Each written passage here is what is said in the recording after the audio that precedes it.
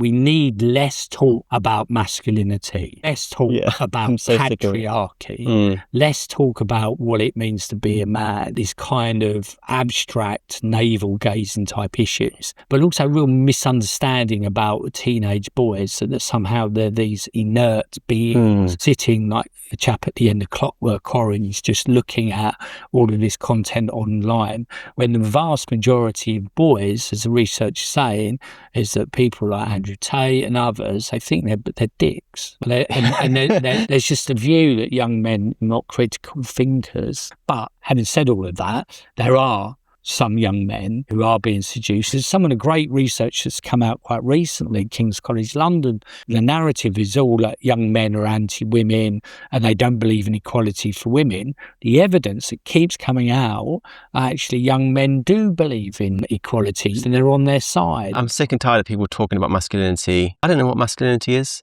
but I do know nearly 500,000 boys haven't gone to university in the past 10 years that should have. I can tell you how many men are in prison. And a boy not being educated, or man being abused, or going to prison, they are all detrimental to his health. So instead of obsessing over masculinity, why don't we just make the living environments of men and boys as safe and kind as possible? And then whatever resultant masculinity comes out of that is fine. And let's talk about patriarchy, more about getting more apprenticeships.